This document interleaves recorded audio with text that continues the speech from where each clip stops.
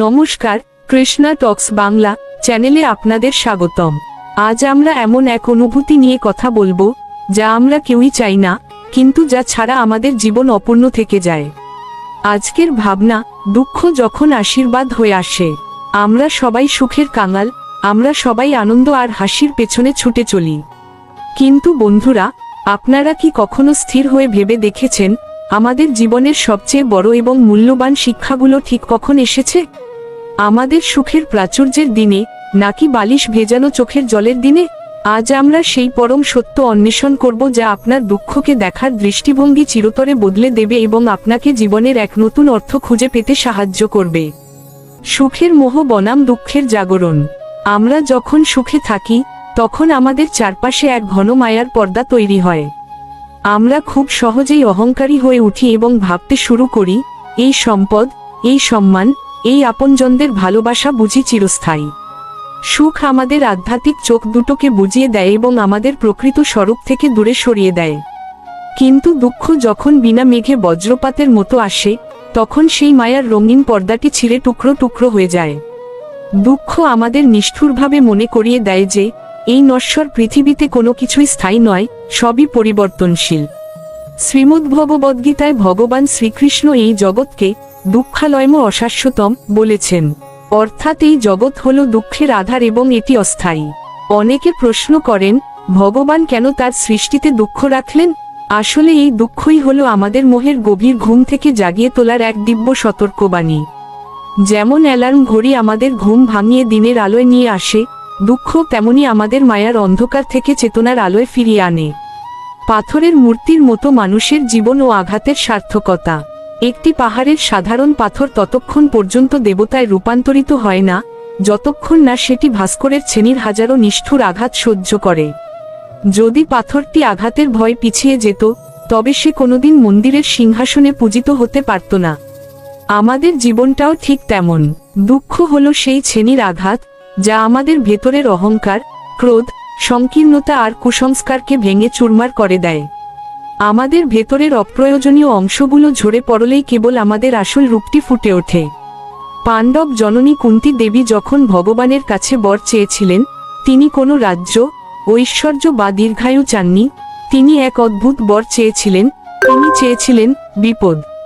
তিনি প্রার্থনা করেছিলেন, হে কৃষ্ণ, আমাকে বারবার বিপদ দাও, কারণ বিপদে পড়লেই আমি তপ্ত হৃদয়ে তোমাকে মনে করি, আর তোমাকে মনে করা মানেই হলো জন্ম মৃত্যুর চক্র থেকে চিরতরে মুক্তি।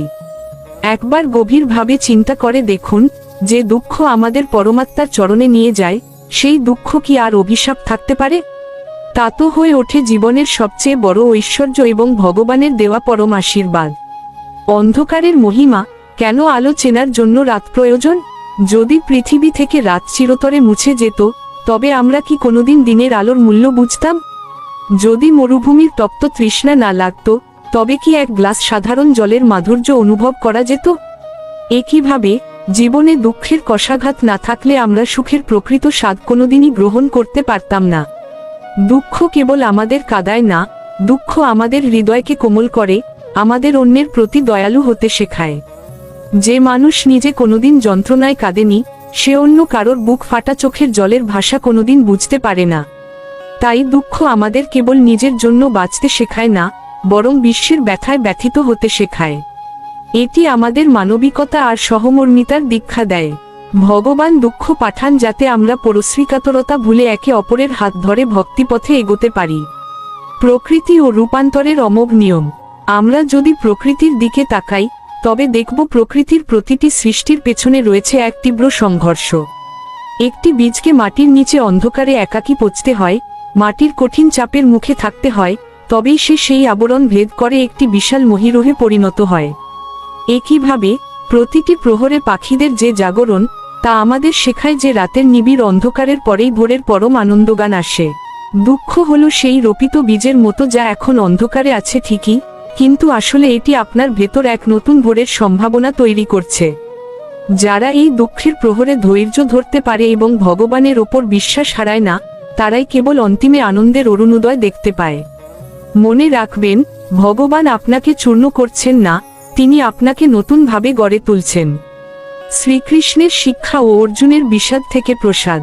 কুরুক্ষেত্রের যুদ্ধের প্রারম্ভে অর্জুন যখন রথের ওপর দিশেহারা হয়ে ভেঙে পড়েছিলেন, সেটি ছিল তার জীবনের চরম দুঃখ ও সংকটের মুহূর্ত। তিনি তার স্বজনদের হারানোর ভয়ে বিষাদগ্রস্ত হয়েছিলেন। কিন্তু সেই দুঃখ না থাকলে কি আজ আমরা শ্রীমদ্ভগবদ্গীতার মতো অমৃতবাণী পেতাম? অর্জুনের সেই ব্যক্তিগত বিষাদই আজ সারা বিশ্বের জন্য পরম প্রসাদ হয়ে দাঁড়িয়েছে। আজ আপনার জীবনে যে বিচ্ছেদ, যে অভাব বা যে অপমান আপনাকে দগ্ধ করছে, হতে পারে তার আড়ালে ভগবান আপনাকে কোনো বড় দায়িত্ব পালনের জন্য বা কোনো বড় যুদ্ধের জন্য তৈরি করছেন।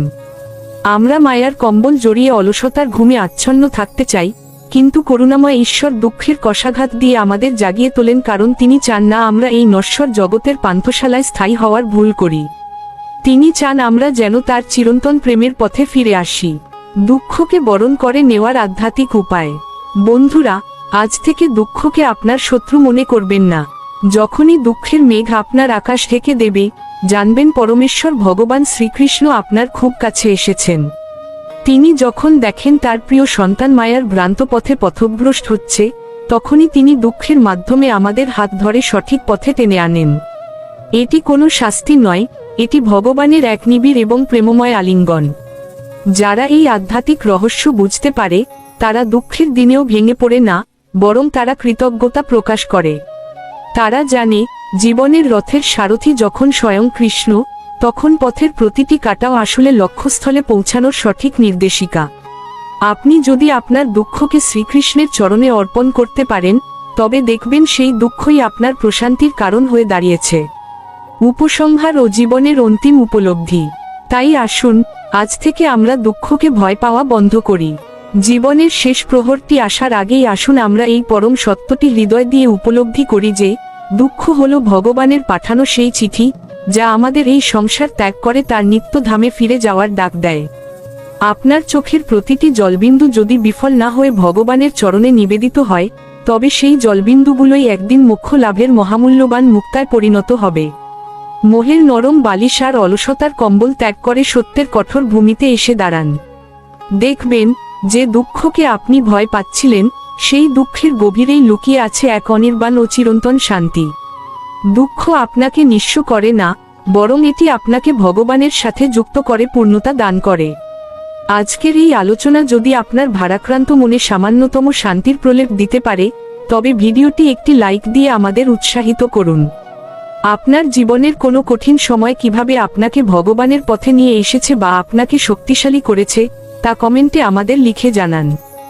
আপনার একটি জীবনলব্ধ শেয়ার হয়তো অন্য কোনো হতাশ মানুষের মনে নতুন করে বাঁচার প্রেরণা যোগাতে পারে। প্রতিদিন রাত 8টায় আমাদের এই বিশেষ আধ্যাত্মিক আয়োজনে শামিল হতে কৃষ্ণা টক্স বাংলা চ্যানেলটি সাবস্ক্রাইব করে বেল আইকনটি প্রেস করে রাখুন। আমাদের এই পথচলা অত্যন্ত বিনয়ের সঙ্গে আপনাদের কাছে উপস্থাপন করা হয় শ্রী মিলন দেবনাথের সুনিপুণ তত্ত্বাবধানে এবং পরমেশ্বর ভগবান শ্রীকৃষ্ণের পরম করুণায় আমাদের এই ক্ষুদ্র প্রচেষ্টা। সবাই ভালো থাকুন, সুস্থ থাকুন এবং শ্রীকৃষ্ণের চরণে মতি রেখে জীবনকে সার্থক করে তুলুন। হরে কৃষ্ণ। নমস্কার, কৃষ্ণা টক্স বাংলা চ্যানেলে আপনাদের স্বাগত। আজকের ভাবনা, অর্জুনের বিষাদ আমাদেরই প্রতিচ্ছবি। কুরুক্ষেত্রের সেই বিশাল রণপ্রাঙ্গণে গান্ডীবধারী মহাবীর অর্জুন যখন রথের ওপর বসে বিষাদগ্রস্ত হয়ে পড়েছিলেন, তখন সেটি কেবল একজন যোদ্ধার মানসিক দুর্বলতা ছিল না। সেই বিষাদ ছিল আসলে যুগ যুগান্তরের সাধারণ মানুষের মনের এক প্রতিচ্ছবি। আজ আমরা সেই প্রেক্ষাপটেই আলোচনা করব, কিভাবে আমাদের চারপাশের প্রকৃতি ও ক্ষুদ্র পাখিরা আমাদের কর্তব্য সচেতন করে তোলে, অথচ আমরা শ্রেষ্ঠ জীব হয়ে অর্জুনের মতো মোহাচ্ছন্ন হয়ে পড়ে আছি। কেন পক্ষী প্রহরে প্রহরে জেগে ওঠে আমাদের সংকেত দেয়, আর আমরা কেন মায়ার গভীর ঘুমে অচেতন? আজ সেই পরম সত্যেরই আমরা অন্বেষণ করব। অর্জুনের বিষাদ ও আমাদের জীবনের মিল। অর্জুন যখন কুরুক্ষেত্রে নিজের আত্মীয় স্বজনদের দেখলেন, তখন তিনি মোহের বশবর্তী হয়ে কর্তব্য ভুলে গিয়েছিলেন। তার হাত থেকে গান্ডীব খসে পড়েছিল, শরীর কম্পিত হয়েছিল। আমাদের জীবনটাও তো একটি রণক্ষেত্র। এখানে আমরাও প্রতিনিয়ত মায়া, মমতা আর মোহের কাছে পরাজিত হচ্ছি। অর্জুনের সেই বিষাদ আজ আমাদের ঘরে ঘরে। আমরা জানি আমাদের ধর্ম কি, আমরা জানি আমাদের কি করা উচিত, তবুও আমরা মোহের বশবর্তী হয়ে ভুল পথে পা বাড়াই। আমরা যেন এক গভীর তন্দ্রায় আচ্ছন্ন, যেখানে সত্যকে জানার ইচ্ছা থাকলেও মায়ার বাঁধন আমাদের আটকে রেখেছে। পাখিদের জাগরণ ও সময়ের অব্যর্থ সংকেত। এই যে আমরা অচেতনার ঘোরে দিন কাটাচ্ছি, প্রকৃতি কিন্তু বসে নেই। আপনারা কি লক্ষ্য করেছেন, রাত যখন তার শেষ প্রহরে পৌঁছায়, চারদিক যখন নিস্তব্ধ থাকে, তখন কিছু পাখি প্রহরে প্রহরে ডেকে ওঠে। কোনো যান্ত্রিক ঘড়ি ছাড়াই তারা জানে কখন নিশি অবসান হবে। এই পাখিরা আসলে প্রকৃতির সেই অতন্দ্র প্রহরী, যারা আমাদের জীবনের বয়ে যাওয়া সময়ের হিসাব রাখে। ঋষিরা বলেন, এই পক্ষীকুলের ডাক আসলে কোনো সাধারণ কলকাকলি নয়, এটি হলো প্রকৃতির মাধ্যমে পরমেশ্বরের এক করুণ আহ্বান। তারা প্রতিটি প্রহরে আমাদের হৃদয় করাঘাত করে বলে, হে জীব, অর্জুনের মতো বিষাদগ্রস্ত হয়ে বসে থেকো না, সময় বয়ে যাচ্ছে, এবার অন্তত মায়ার ঘুম ভেঙে জেগে ওঠো। তারা প্রতিটি প্রহরের ঘোষণা দিয়ে আমাদের আয়ু ফুরিয়ে যাওয়ার কথা মনে করিয়ে দেয়। মানুষের মায়া ও অচেতনার গভীর নিদ্রা। পাখিরা অবুঝ হয়েও প্রকৃতির ছন্দে নিজেদের মিলিয়ে দেয়, আর আমরা সৃষ্টির শ্রেষ্ঠ জীব মানুষ আজ কি করছি? আমরা কেবল শরীরের ঘুমে আচ্ছন্ন নই, আমরা আসলে মোহের এক অন্ধকার গুহায় আটকা পড়ে আছি। আমাদের দিনগুলো কেটে যাচ্ছে কেবল আহার, নিদ্রা আর অন্তহীন জাগতিক দুশ্চিন্তার পেছনে। পক্ষী প্রতিটি প্রহরের হিসাব রেখে আমাদের জাগানোর চেষ্টা করে, আর আমরা মানুষ হয়েও জীবনের সবচেয়ে মূল্যবান সম্পদ, এই মনুষ্য জনম, বৃথাই কাটিয়ে দিচ্ছি। আমরা ভাবি আমাদের হাতে অফুরন্ত সময়, অথচ প্রতিটি মুহূর্ত আমাদের আয়ু তিল তিল করে কেড়ে নিচ্ছে। অর্জুন যেমন মোহের কারণে নিজের লক্ষ্য ভুলে গিয়েছিলেন, আমরাও তেমনি মায়ার কারণে আমাদের পরম লক্ষ্য, শ্রীগোবিন্দের সেবা, ভুলে বসে আছি। কেন এই তুলনা? মায়ার সজ্জা ও অজ্ঞানতার আবরণ। কেন বলা হচ্ছে যে পক্ষী জাগে আর মানুষ ঘুমায়? এর মূল ভাবার্থ হল, পাখিরা প্রকৃতির শাশ্বত নিয়মের অনুগত। তারা কৃত্রিমতা জানে না, তারা কাল বা সময়ের গুরুত্ব বোঝে। কিন্তু মানুষ অহংকারের বশে মনে করে সে কালকে জয় করেছে। আমরা মায়ার রাজ্যে এমন এক আরামদায়ক বিছানা পেতেছি যেখানে মোহ হলো আমাদের বালিশ আর অজ্ঞানতা হলো আমাদের কম্বল। এই তন্দ্রাচ্ছন্ন অবস্থায় আমরা ভুলে গেছি আমরা কোথা থেকে এসেছি এবং এই নশ্বর দেহ ত্যাগের পর আমাদের প্রকৃত গন্তব্য কোথায়। পক্ষী যখন প্রহরে প্রহরে ডাকে, সে আসলে আমাদের সেই সনাতন ঠিকানার কথা স্মরণ করিয়ে দেয়। সে আমাদের কানে কানে বলে যায়, ওরে মানুষ, কতকাল আর বিষাদে ডুববি? এবার গান্ডীব তোলো, অর্থাৎ তোর চেতনাকে জাগ্রত কর। শ্রীকৃষ্ণের বাণী ও প্রকৃতির চাবুক।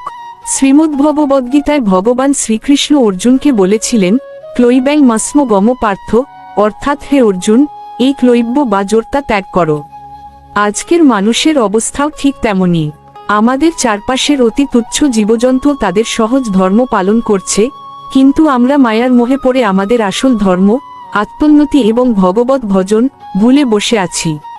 পাখিরা যখন আনন্দগান গায়, তারা আসলে ঈশ্বরের ওপর পূর্ণ বিশ্বাসের প্রতিফলন ঘটায়।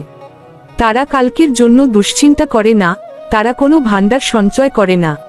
অথচ আমরা মানুষ সবকিছু পেয়েও সারারাত দুশ্চিন্তায় কাটাই।